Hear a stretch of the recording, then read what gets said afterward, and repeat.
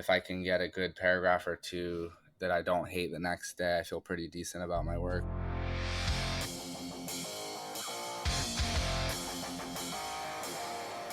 How is it going, CNFers? It's CNF Pod, the creative nonfiction podcast, a show where I speak to badass people about telling true stories. I'm Brendan O'Mara. It's right there on the logo. We've got Will Harrison today. He wrote an incredible essay for the New York Times Magazine titled My Unlikely Writing Teacher, Pedro Martinez. And that might sound like, okay, he had a writing teacher named Pedro Martinez. What's so unlikely about that? But here is why it's so unlikely. For those of you who don't know, Pedro Martinez is the Hall of Fame pitcher for several teams, but his best years were with the Boston Red Sox. Right-handed pitcher, electric stuff. When Pedro was on the mound, it was an event. You dropped everything to watch Pedro. Or if you were in class or in a place where it was inaccessible by television, you found a radio station and you tuned the dial and you listened. It was like the World Cup, dude. Like flags were flying all over the place in the bleachers. Every time he took the ball, he could strike out 15, 16, 17 batters.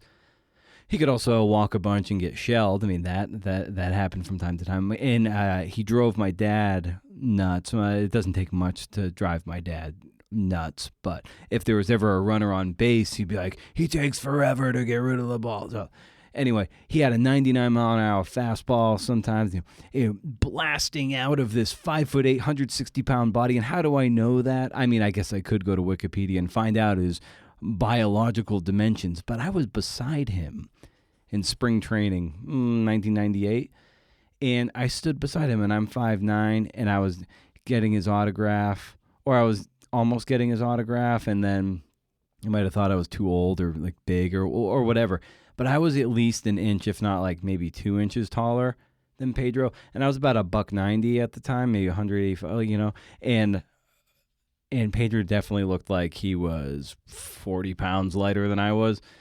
So anyway, point being, that fastball and that curveball and that changeup came out of that little body. Will talks about how the pitch selection of Pedro is akin to writing, the changing of speed and pace and location. So we dig into all that stuff. Hey, this episode is affiliately sponsored by Liquid IV, and I gotta say, it's a pretty damn delicious way to rehydrate and fuel those endurance activities, or if you just want to zhuzh up your boring tap water. Non-GMO and free from glutens, dairy, and soy. I got all excited talking about Pedro. Also, there's a sugar-free version. Try the white peach. It's awesome. Get 20% off when you go to liquidiv.com and use the promo code CNF at checkout. That's 20% off anything you order when you shop Better Hydration today using the promo code CNF at liquidiv.com. And no, I don't get paid unless you buy stuff. So get out those wallets. If you head over to BrendanO'Mara.com, hey, you can read show notes and sign up for my Up to 11 Rage Against the Algorithm newsletter. A curated list, I know that's kind of basic, an essay by your resident crank, books, stuff to make you happy. Goes up to 11. Literally, the list is 11 items long. And the more I think about it, the more the newsletter really needs to offer insights into getting you where you want to go. I mean, for most of you, it's getting published. Or if you're, a lot of you are published authors, but maybe you're with smaller presses and you don't get the outreach or that degree of visibility that you loud, that you're like, oh man, isn't that awesome? Wow, look at Michael Lewis. Who isn't writing or speaking to Michael Lewis? So anyway, it also deals with building a platform that doesn't make you want to blow your brains out, hence the raging against the algorithm. I'm workshopping some ideas. I think I'm going to have some cool things that I think will help you out. First of the month, no spam. As far as I can tell, you can't beat it. Also, consider heading to patreon.com/CNFpod. Sure, I'm asking for some money, but what you get is more than the satisfaction of helping keep this podcast afloat. You get access to the community of other CNF and writers.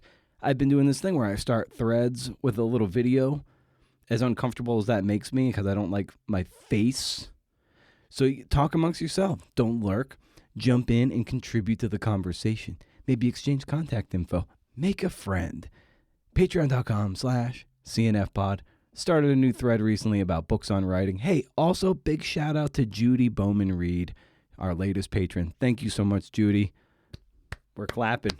We're clapping here at CNF Pod HQ. Free ways to support the show are leaving reviews on Apple Podcasts or ratings on Spotify. And a final thing.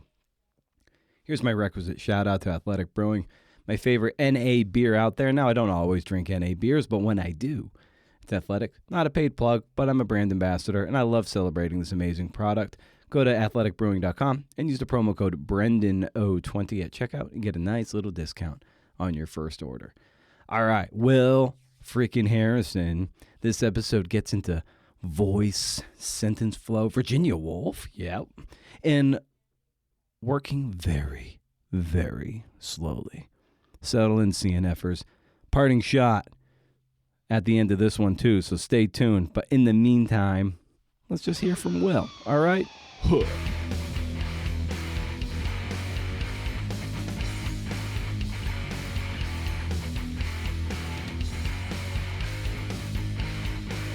It's always pretty neat when you can draw a parallel from someone else's discipline and someone else's craft to help improve your own, and to for you to draw a kind of a writing level, sentence level lesson from Pedro Martinez and his approach to pitching. I thought was just really, really cool to read. Yeah, thank you. Yeah, it was kind of a thrill to write. It's weirdly something I feel like I was kicking around in the back of my mind for a while. But yeah, so it was like a lot of it was in sort of conveying this idea in my pitch. It's a sort of tricky comparison perhaps. So, landing that sort of analogy within the pitch, I feel like was kind of like enough of a challenge that it made like writing the actual piece itself, if not easy, sort of it sped that process up, which is rare. I'm usually a pretty slow worker. So, Yeah. Well, was there a particular moment where you were able to kind of crack the code, and then suddenly it was kind of more of a downhill right from there? well, the piece came about in an interesting way. I felt like to write about Pedro Martinez for me is both this like thing that makes a lot of sense, but then also was a bit tricky in that I feel like my peak years of fandom, or like peak, like coming into actual human full consciousness, did not directly overlap with his peak years. It's like almost like my knowledge of baseball was more peaking around like 2001, 2, 3, 4. Mm-hmm, mm-hmm. So it part of writing this essay was interesting because I feel like a lot of my work is fueled by both like half by research and then half by kind of, whether you want to call it ignorance or imagination, you can take your pick. But I feel like it's sort of like I was young enough in his peak seasons, 1999 and 2000, that I do remember them, but I almost remember the sort of atmosphere of people talking about this player and sort of watching this player almost from that sort of like communal regional level than I actually literally remember those games from those two sort of historically significant seasons of his. So I feel like this piece almost came out of I sort of found this trove of YouTube videos that I think it was like probably like a BC student had taped in, like 1998, 99, 2000, 2001 and uploaded to YouTube. And I kind of stumbled upon those and just became pretty obsessed with sort of like rewatching all these games because, yeah, I sort of craved access to, rewatching these performances of his, but hadn't found, such sort of untrammeled access until that happened. So it's sort of like this weird I mean, just sort of like doing that, if I guess I would call it research, but it was sort of just a hobby, a fun hobby to just sort of like, watch half of a game Yeah. every night for like a couple of weeks. And I was like, okay, I think, and that really did sort of, it's not like it was easy from there, but that sort of like unbridled enthusiasm I had for just rewatching these performances. And like this guy uploaded, some games that were really, peak performances, and some that were a little bit more so, but that also was kind of a beautiful, thing to engage with. And sort of, that's sort of like the iceberg, like beneath this piece is like that sort of like subjecting myself to all that video research in a way.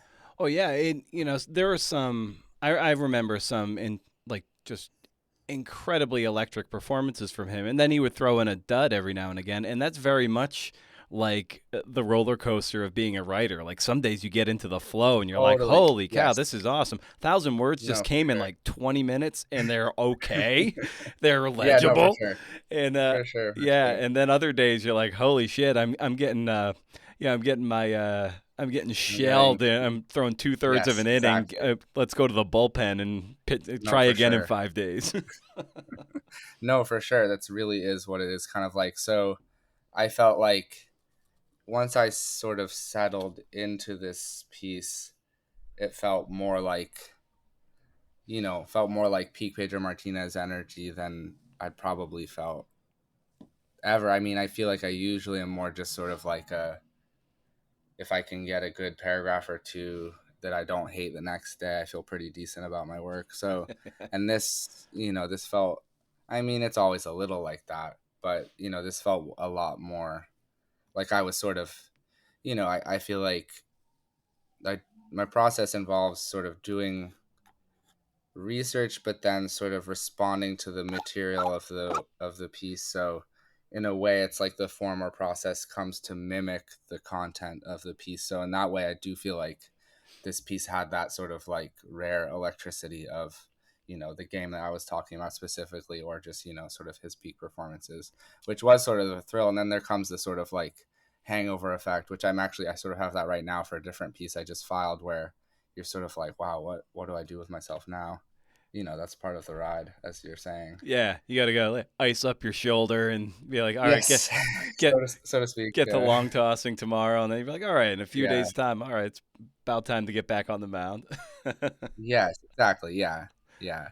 For sure. So for me, it's like the part of my process that became most like how I felt like he was working, and this specific game against the Yankees, or just sort of some other classic Pedro Martinez performances.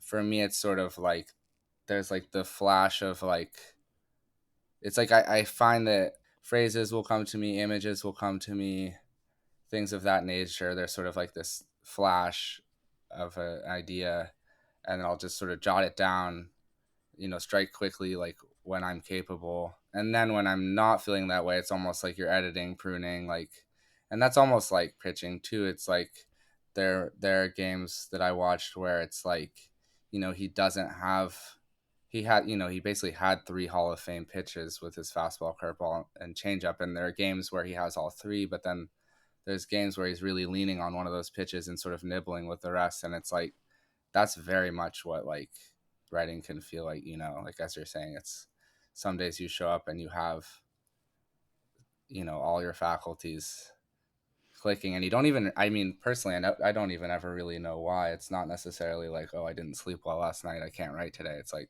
sometimes that's when I write best. So No, I think it's all making a lot of sense, and I love how you bring up the the craftiness of the pitches too, and how he had like three legit elite pitches, and sometimes I think the fastball, especially early in a pitcher's career, kind of symbolizes or is a metaphor for like the brazen naivete of a yes, writer. It's just like, I'm just gonna overpower you with all this style. I'm gonna hit you in the face with it. But it isn't until you're able totally, to nibble at the edges of the plate that you really start to become a master of your craft. And Greg Maddux learned this. So many pitchers totally. learn this over the course of their careers. And I think there's just a lot.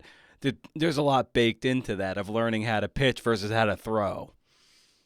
Totally, yeah. I mean, and as a writer, I feel like I'm closer to the fast, the Yeah. trying to be explosive phase. I'm hoping to work into the more precision, location based pitching of writing phase. But you know, you gonna. But I totally agree. It's sort of, and I feel like this specific game I zeroed in on is like at that exact point where he's sort of still has a pretty electric fastball, but then is obviously like smart enough and savvy enough with the other off speed pitches to sort of mix it up and yeah keep people on their toes kind of, which yeah is definitely a lot of this piece was really also as much about I struggle more with almost I feel like I became obsessed with form as a writer because I kind of struggle with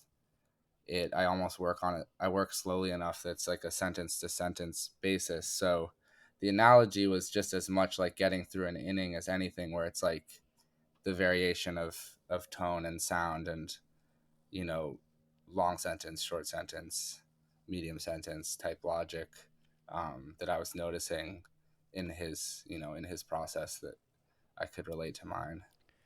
Yeah, and there's something to be said too about uh, pitching and writing as like voice and style too. And Pedro For sure. certainly brought a flair to the park, and yeah, the flags flying. I mean, it was like the World Cup when he would pitch, and For so like sure. yeah, so for you in terms of voice and style, like maybe this is kind of a two-parter. Like, who are some of your influences, and how have you tried to incorporate those influences to try to make you as unique as you can, your own style and voice on the page? I studied, capital E English literature in college, and that was cool in that it gave me this grounding in, people like Virginia Woolf, who I'm relating Pedro to here in this piece, but and sort of, I was into, sort of classic like modernism stuff like Joyce and Woolf and Faulkner, which I still read, but I feel like as I got a little older out of college, sort of reading on my own terms, I also became pretty invested in sort of like pretty voicey writing that feels a little bit more, I don't know, almost like a la like Dostoevsky's Underground Man or something, but more recent stuff. I feel like I like, like Thomas Bernhard for the sort of like very like anxious, angry monologue thing. And I've been reading a lot of this French writer Hervé Guibert, who died in I think 1991, who sort of I feel like some people, myself included, see as sort of like the forebearer of like what you would call contemporary autofiction. And his work is very thinking on the page in real time. It feels like he's just writing it in front of you. And his book that I sort of am most obsessed with is called To the Friend Who Did Not Save My Life, and it's sort of about his sort of race against time after receiving an AIDS diagnosis and sort of trying to find a vaccine and a cure, and the intimacy of that voice. But then also he's French, so he doesn't have that sort of like American straitjacketedness. He's not shy about being kind of edgy or raw or offending anyone. And that book was a huge scandal in a way because it exposed Foucault as dying from AIDS. So I don't know. He's someone who I'm sort of obsessed with lately. But then I also feel like I gravitate towards people who just sort of do like blend research and sort of the gap between research and the self. So I really like Kate Zambrano. She's a contemporary writer who does that very well, I think. Yeah, that sort of thing. Almost things that are in like this weirdly like Roland Barthes, like sort of descendant French, border of like poetry theory and nonfiction, I guess. Yeah, Um, reported essays are really cool and fun because some they blend research, something that is outward looking and inward looking, and so it's not yeah, just memoiristic. It actually has like a totally. component of Yeah, that research component where you're pulling in other people and then it's really informing a worldview and informing a little world that you're building within an essay, which I really come to like, and it can be a great Yeah, yeah, it can be a great field on which to get voicey, but also be educational and entertaining. It's really a fun thing to play with.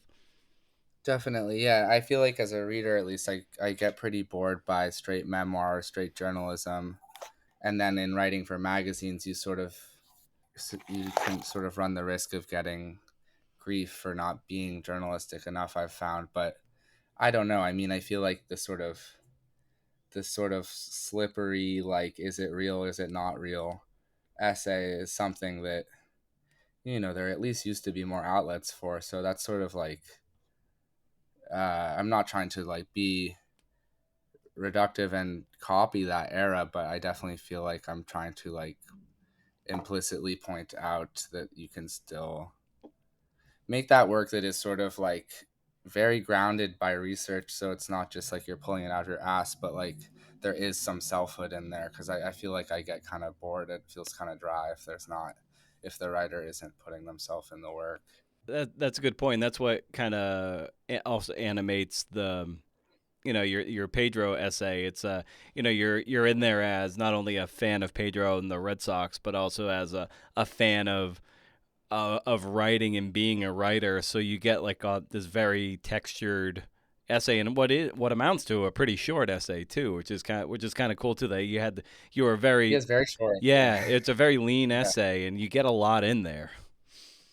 Yeah, no, I mean, that's a funny process of, again, writing for a magazine as opposed to sort of for a book length project or for yourself or like a Substack, when you can kind of do what you want with length. I feel like a lot of times when I'm working with a magazine, it's like I feel like I weirdly gravitate towards this maximalist approach as I'm amassing sort of notes and research and maybe phrases or sentences I want to incorporate, and then it's like you either have to be content with it getting cut, or you can kind of try to like compress as much as you can into this little space, which is honestly it's a good exercise. It sort of forces you to not waste any space. But yeah, this piece definitely had stuff.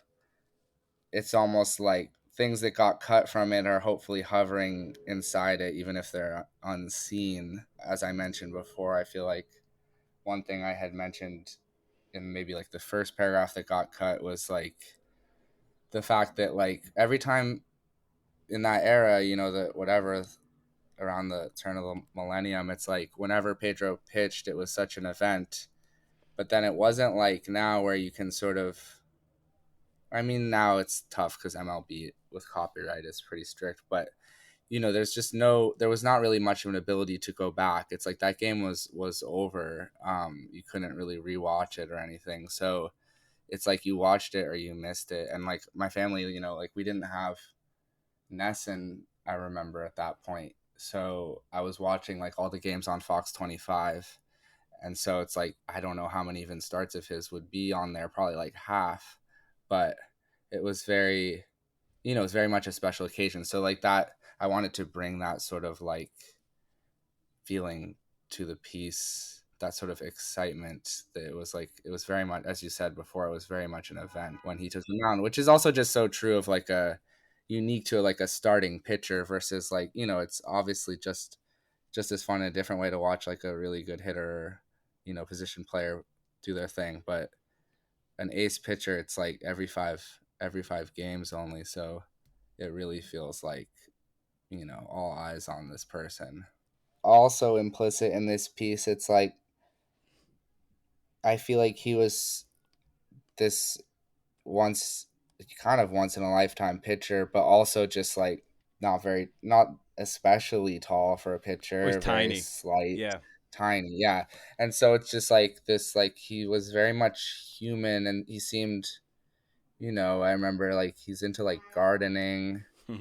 Um, what wasn't in the piece, because there was no space, but there was this brief period of time where my grandparents were going were renting a place in Florida, sort of near Fort Myers, and so I was on March break down there or whatever with my parents. We flew back and we accidentally were on Pedro Martinez's flight, and I was probably like 9 years old. I had just done a drawing of him. I was really into drawing at the time, and like he was with his mother. He signed my drawing. Oh, He cool. was just a very, just a very normal guy, which I feel like is not. I don't know. It just seems like kind of a rare thing. But so I feel like that sort of relatability or whatever adds to that, feeling. And I feel like, with like as a kid too, just sort of like having no frame of reference in terms of how unique that moment was, maybe, or like, and just like, engaging with it through like, sort of the like pretty sordid like AM radio media where it's like every start he had that was a little bit off was like people having an aneurysm about. Oh But yeah, anyway, yeah, it's kind of a tangent, but yeah, I don't know. I have a very weird relationship with Boston, I feel like, and honestly, that almost is part of it. I feel like that sort of like nothing is good enough attitude when it was like we were watching like a really historic thing happen. I feel like, but yeah, I feel like that was like the beauty of like, this isn't like this piece is about him. It's not really about the Red Sox. Like yeah, it's like he transcended all that to me. I feel like in like a way that really, uh, yeah. I was hoping to get across because a lot of people were like, "That's deeply ironic that you're writing this for the New York Times," about the yeah. Red Sox. So I'm like, it's really not about the Red Sox. It was about Pedro Martinez. But yeah. Yeah, my dad and Anyway, I, when I was in high school, for 3 February breaks, we used to. It's crazy that we used to do this. We would drive down to Florida for spring training for when pitchers and catchers nice. reported, and That's crazy. Yeah. yeah, so it would take us, the better part of 2+ days to get down there, and we'd be down there for like another 2 days. We had some family in St. Pete, so that was kind of our launching point, and Nice. and then we'd go to a bunch of spring training camps. Usually the Cardinals, sometimes the Pirates, and then we go up to Fort Myers to see the Sox. And I stood next to trying to get his autograph, Pedro, at the time, and like I'm 5'9", and he was shorter than Mm, me, and that's so funny. Yeah. at the time I mean, I was probably 190 pounds or something, and so like he was maybe 150 pounds. I mean, he's just For tiny, sure. ti- Very slight. yeah, Yeah. and all that power coming out of that arm. It's like holy shit. It's really insane. Yeah. I mean, it's like his mechanics were just perfect, I feel. And then like I mean, they always say like he had like very long fingers, so it's like the movement. Yeah, I feel like, I mean, that's what I really like as I've gotten, that's what brought me back to it in a way. It's like as much like the literal success of this player, it was like the way his pitches physically move is pretty incredible and moving unto itself. It's like I don't know if there's anything I've quite seen like that. I mean, I remember someone comparing it to someone what I mean, like the writing analogy stands obvious. I tried to make it stand, but like, you could easily compare him to a painter in a way. It's like the brushstroke yeah. of a painter or something. And in terms of fastball and style and those kind of pyrotechnics, who are some of the writers that, in your opinion, just have that fastball that you aspire to, or maybe ones you're like, I'm gonna steer away from that one. What writer? Oh, wow, interesting. I mean, I try to read everything in a way because there's so much you can draw on, but I mean, I feel like my whole life I've been sort of like a deemed socially deemed an easygoing person, and so over in my 20s and beyond, I've sort of made an effort to develop more of an edge, be more of an asshole. So I feel like I admire, like, Thomas Bernhard is a good example because he's just so fucking mean and angry, but in a sort of like relatable way.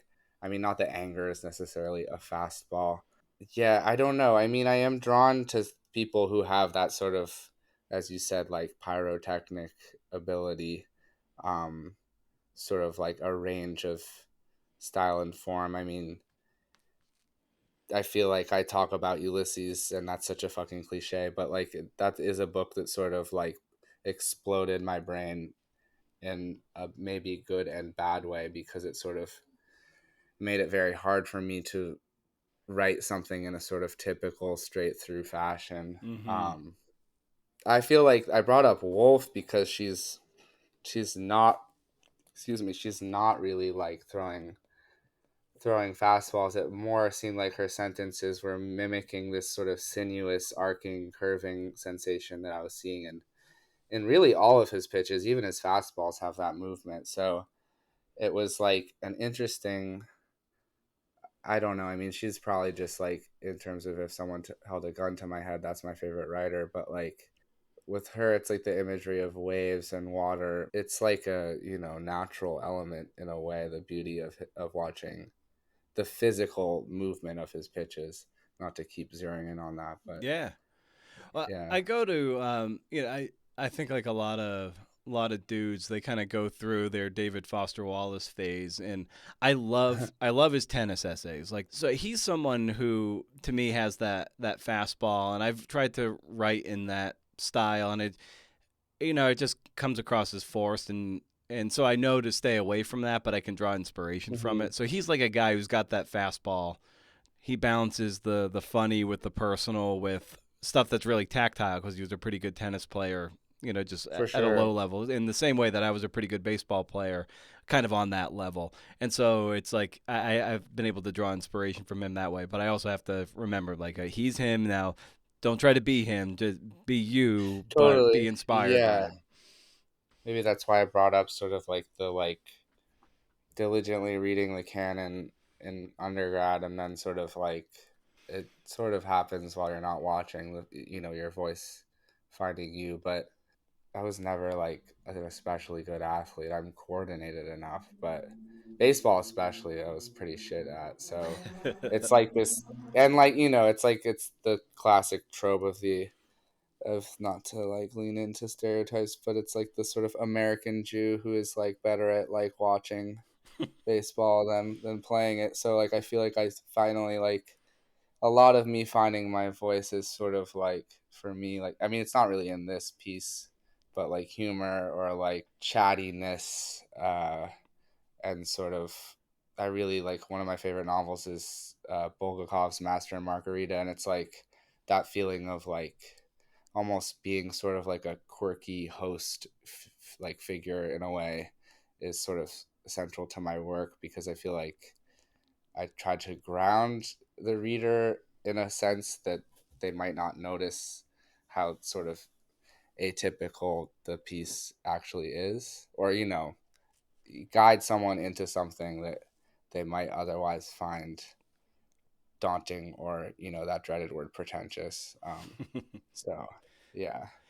Yeah, in terms of trying to develop your own voice, something you said a moment ago just made me think of how it kind of just emerges over time and develops over time. It's not like you're wearing, I don't know, like a weight vest, a 30-pound weight vest, and you're walking along, and then you Right. shed it, and all of a sudden it's like, oh, that's what 30 pounds lighter feels like. It's like such an incremental thing of day to day work, day to day reading, and then you just kind of you just kind of become it. It's Totally. so slow, and I think that can be really kind of demoralizing to some people who just want to like come onto the scene. But it is such a product of very deliberate practice over a long period of time. 100%.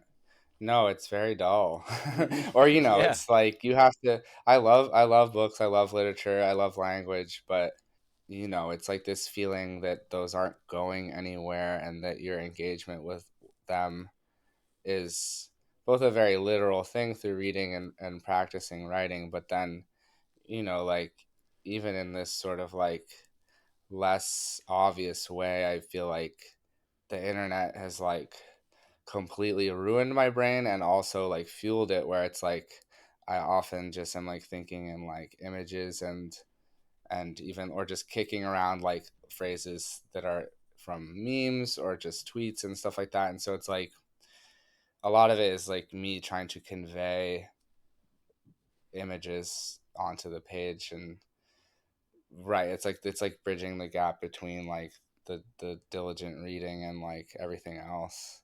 um yeah, I don't know, it's like you're filtering it through something, and that's maybe where the voice starts coming from. Right.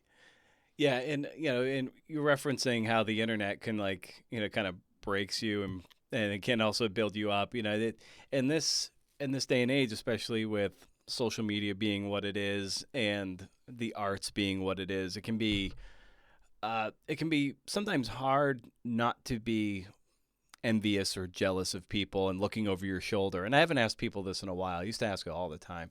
Mhm. But there's always an element of sometimes you're looking over your shoulder and you're like, why does so and so and get published in this place? Like I feel like I want that, and I can't For get sure. there. And that comparison trap. And Mhm. for you, is that something that you wrestle with? And if you do, like, how do you metabolize it? I can hear like all my friends laughing at that question. I feel like I fall into that trap for sure, but then I also like, mm, a lot of it is very specific for me, I think, in terms of living in New York. Um, and then I feel like it's weird. Like, I feel like my day to day life here, it's more like getting caught up in like a self comparison with people. Or, I kind of intentionally am friends with a lot of people who are creative but not writers. Yeah. I don't know if that was like half intentional or half accidental, but I feel like I get caught up in it in so much as it's unavoidable here, but then I think like I keep coming back to the making of writing, or like the making of my own work, because it is sort of like blessedly like mine, and nobody can like take that from me. But then I also feel like, in a positive sense, like being online, being in community with people, and being in community with people who are very bright but not necessarily writers, or like readers more than writers,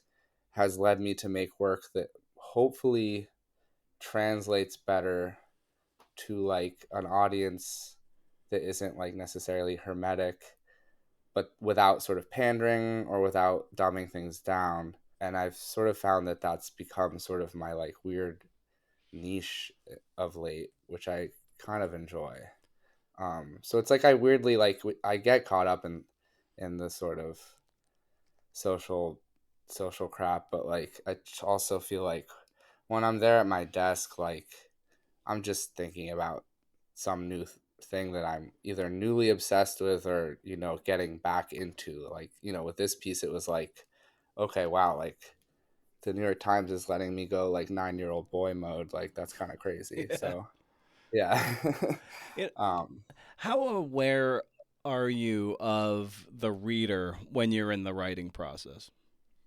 Sometimes a little too much, but then ideally not much at all. I'm aware of the reader in the sense that I want my work to feel like almost like almost like I'm like a monologue, or like talking, aka not to be too, not to overuse unnecessary words, but unnecessarily big or fancy words. So it's like I'm aware of the reader in so much as I know that like the work needs to be grounded and communicating to a potential reader. But as I'm making it, that the only reader there is me, so it's sort of like this weird. So I feel like I've gotten to a point where I like can think about that and even obsess over that without having that obsession be like painfully self-conscious or like beholden to others. It's sort of like, I mean, I feel like it's sort of related to an athlete hitting their peak form, where they're like seeing the floor, seeing the field in full without really like thinking that hard about it, perhaps. Part of the Pedro essay too, when you talk about the pitch variation, speed, location, and so Mm-hmm. forth, and you relate that back to sentence length and pacing and stuff like that. From a craft perspective, just how aware of you are, because you say you're kind of a plotter when it comes to your writing, kind of very slow. So in what way are Yes. you so mindful of that pacing of sentences and the changing of pitches? I'm so aware of it. I mean, I don't, yeah, it's kind of sucks, but it's fine. I feel like, but that's not, yeah, again, that's not like about like it being shared or with people so much as just being very obsessed with and probably OCD about sound and like musicality. I mean, like Wallace Stevens comes to mind with that. I try to read a lot of poetry because I feel like it just really communicates that, sonic word choice importance of all that. Yeah, I'm so aware of it. And it's just like I'll read through each sentence, or sometimes I will almost know the shape of the sentence and how I want it to sound before I even really come to like what I'm fully saying in it. As crazy as that sounds, it's almost like sound is dictating where I go as much as anything. It's like obviously like the research and the content are in there, but it's like if it doesn't sound good to read, it's just not worth reading. For me Hmm. it comes from me as a reader liking stuff that feels, I don't want it to feel overly worked on. Like that's the irony. It's Right. like spending all this time to make it feel kind of casual, but it needs to flow. I mean, I feel like that was something I realized that a lot of people, in a workshop setting or in like whatever, like when you're younger in school, it's like I don't know if you can always teach that, and so I maybe realized that that was something that was a strength of mine and something I could sort of lean on. But then, yeah, it definitely veers into like this obsession with small things, and leads to potentially working pretty slowly. But you never know. I mean, it's like I feel like lately, and maybe with this piece, it was this feeling of like, oh, like it's all in there in the back of my brain, or almost like underneath your tongue, kind of like the like sonic like underpinnings of something. And I think a lot of people who listen to this show, they're writers, but they also have day jobs. And you're an instructor with School of Visual Arts, as well as doing your own writing. And it can Yeah, be a challenge to silo each off, to like carve out that time to craft whatever you want to do. So like, how do you put everything into its little box, so you're not neglecting one or the other, as in the course of a day or even a week or a month? totally. Yeah, I mean it's definitely a tough balance.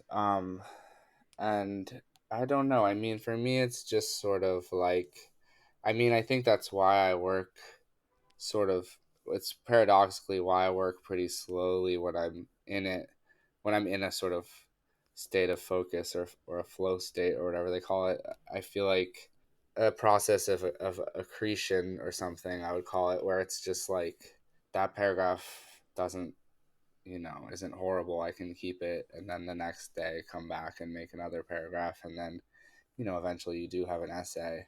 Um, so, I mean, it's that sort of awareness that you're split in all these different ways and thinking about all these different things definitely like is part of the way I work on my, writing projects for sure. Since you teach writing, you're also a writer. It's important to sometimes get away from it. So, in what ways do you unplug from it, so you're just not totally inundated with it, so you can come to your work fresh? Yeah, totally. I mean, I was gonna actually say that I feel like weirdly like I get away from the work a lot, and then that informs the work, so it's like this weird like creation of boundaries, but then also like dissolution of them. I feel like for me a lot of it is immersing myself in either visual art or music. I wrote like a review in maybe May for the Cleveland Review of Books, which was a review of Mackenzie Wark's book about raving, and like that's sort of like almost like the community or scene that I'm most embedded in New York. I don't like DJ or anything, but I just sort of have weirdly like come into friendships with a lot of DJs that I go out dancing a lot, and I feel like that is a very like sensorially immersive experience, but then also something that paradoxically allows me to sort of just like turn my brain off a little bit and calm down. And then just like, I mean, a lot of my work, like this piece included, I wouldn't, obviously Pedro Martinez isn't thought of as a visual artist, but I mean, that was really like the way I was writing about him was informed by like art critic or failed visual artist. I feel like I'm like really like my work is very much informed by like a visual sensibility, whether that's sort of like photography or like cinematic cuts or techniques or montages. And so it's like all that stuff is just definitely like a break from the writing, but then also like feeding it in this way that is kind of exciting and like not visible until it suddenly is. So yeah. What in what way would you identify as a failed visual artist? I mean, I was really into photography, like darkroom photography, and like my high school had like a darkroom, which was pretty crazy. And then in like college, I was doing that a little, but it's an expensive habit. It's also just like I feel like everybody became a photographer, Oh yeah. as with the advent of the smartphone camera. And so it just, in a sort of depressing capitalist sense, it just became clear to me that it would be nearly impossible for me to distinguish myself as a photographer, but it would also set me aside as a writer if that sort of I informed a lot of the work I was making. Um, and yeah, and I don't know. I used to draw a lot as a kid. I would just like draw my favorite athletes. So yeah, like I said, like I had done this drawing of Pedro Martinez. I happened happened to meet him in the Fort Myers airport. It's like that probably in that way too. Art very much informed this piece. I think anything that sets you aside and like can either be this like creative release that maybe doesn't really enter the writing itself, but just sort of like in that sort of way clears you up to do it better, or just stuff that is sort of like literally cropping up, imbued in the work. I feel like I really am someone who's obsessed with like as I said, like sound of the work, but then like light motifs, patterns, like almost like quick cuts, like in a film or something. And it's not even like I'm like sitting there at my desk, like, oh, I need to like make this into a collage. But, it's like, oh, okay, like I noticed that this essay I just filed like has a lot of lists in it. And it's like this way of like giving the reader like a ton of visuals in a row and like bringing up themes that way without having to sort of drag it out. And it's like a very quick way of like putting a lot of context, sort of implicit context in. And so I just find like I'll notice like things like that happening. It's like I don't even move to the phase of like analyzing it like this until it's done, but it's like exciting to be like, okay, cool, that just came out of the work almost.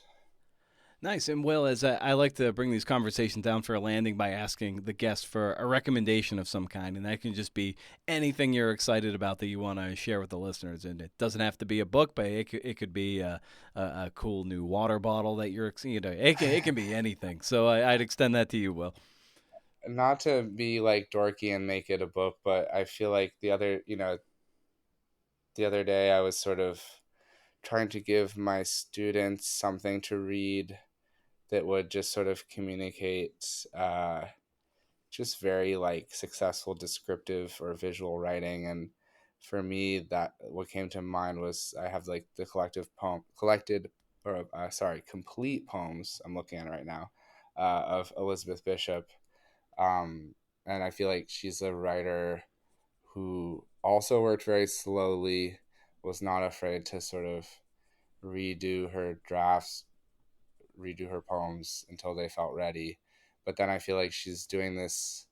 She's really a master of like drawing a scene or like a landscape in front of you, and then sort of like subtly imbuing theme or symbol or meaning, but not in any sort of heavy-handed way into that sort of like landscape drawing approach that she's doing. And I don't know, that's just someone who I sort of always find myself gravitating back towards. Fantastic. Well. I'm so glad we were able to have this conversation. And your Pedro essay Ew. was really fun and great and whimsical, and it brought out all the feels for me too. Just being a growing up a Sox fan and stuff. I'm glad. Yeah. Thank you, Brendan. I appreciate it. Hi, CNFers. Thanks to Will, and thank you for listening to this latest episode of the podcast. You can subscribe to the podcast on whatever platform you prefer, and you can follow along on social at Creative Nonfiction Podcast on Threads and Instagram, the only social media footprint for the show.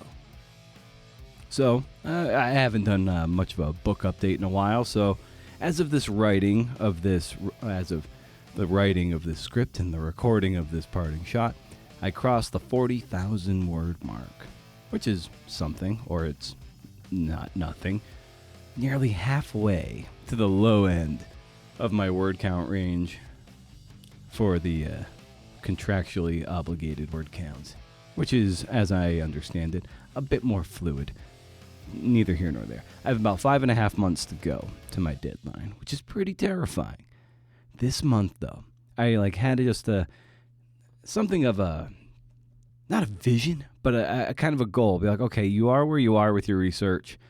How about we just scale back a little bit on the research and hit a new level of altitude in terms of the writing, in terms of word count. So prune some of the research, which is always ongoing, and then, write maybe upwards of 1,000 words a day for the month and try to push into the 60,000 word range. Get real close to it, if not across it.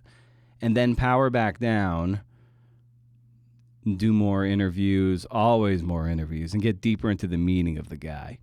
I'm inspired by the structure of the documentary The Last Dance, the Michael Jordan docu-series and the 98 Bulls. And I'm real excited to play with that. I figured out Prefontaine's, quote, last dance. Not what you think. It's not like a final race. It's something else entirely. And what that means and how the series of events became this apotheosis of the vision he was manifesting for years. And so I'm going to toggle between that, quote, last dance and the main narrative. If it doesn't work, that, quote, last dance stuff will still be a chapter unto itself, so it won't be wasted.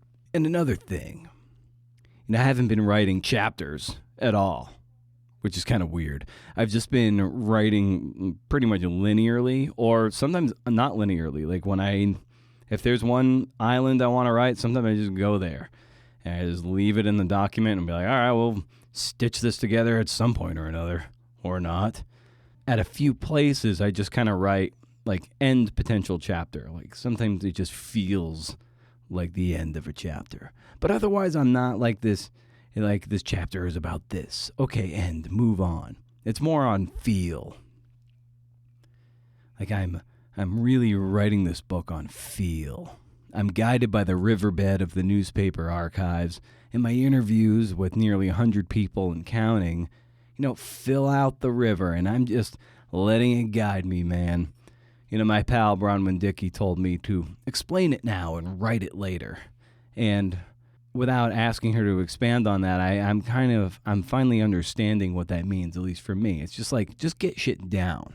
Don't worry about elevating the prose or adding a witty turn of phrases. That can all come in the revising and the rewriting. I haven't even read a single word of what I've written either. So that's going to be enlightening and terrifying. I'm trying to enjoy the process, the journey, while also not getting too down in the dumps about not being able to talk to 400 people like a Jeff Pearlman or Jane Levy would. I waver between wanting to finish this book so I never have to do it again. I also fear how much I'm going to miss spending every single day and night with Steve Prefontaine. I don't want to squander the time I have with him, because when this is done, it's over. Like, I don't get to hang out with him anymore. And depending on how the book does, I might get the scarlet letter. No one might want to publish me again. So I need to really just settle in. I don't want to squander the time I have with him, because when it's done, dude, it's over. I don't get to hang out with him anymore. And it's been fun hanging out with the guy. Yeah, that's how I see it. But there are moments in the writing and the reporting of this where I can see myself being like 100% done with book writing and writing in general. Like, maybe I'll go back to school and become an electrician for the remainder of my days, or go to culinary school. I've always loved the idea of creating with food and celebrating food. And, if I pivoted out of this jam, then I wouldn't be able to engage with it again, because knowing me, I'd be bitter and that I couldn't sustain it, that I couldn't be a successful writer, or at least a writer who can support himself. I wouldn't be able to listen to podcasts. I wouldn't be able to conduct this podcast any longer, with writers, listening to writers, talking to writers, or really even read many books anymore, because I'd realize that I wasn't strong enough to keep going, and I'd always be comparing myself to them. I get all bitter and filled with regret, and I could see myself on my deathbed wishing I had just stuck with it, because there wasn't anything better than immersing yourself in the life of another person, or no nobler pursuit than celebrating good sentences and charming artists. It's a mess. It's a damn mess. I'm going to go play some Zelda on the Nintendo Switch my wife bought me for my birthday in July. I finally set it up this week because a perverse part of me was like, you don't deserve to play video games when you have so much work to do, blah, blah, blah. So instead, I play a little bit on Friday night and Saturday nights now. That's the plan. Maybe with a beer in hand. And it's really hard to figure out the controls because there's like 45 fucking buttons. And if I have a decent week of book work, then yes, I get to play my Nintendo and go to Hyrule, because it's a trip, man. Yeah, Link, Zelda, All right, stay wild, CNFers. If you can't do, interview. See ya.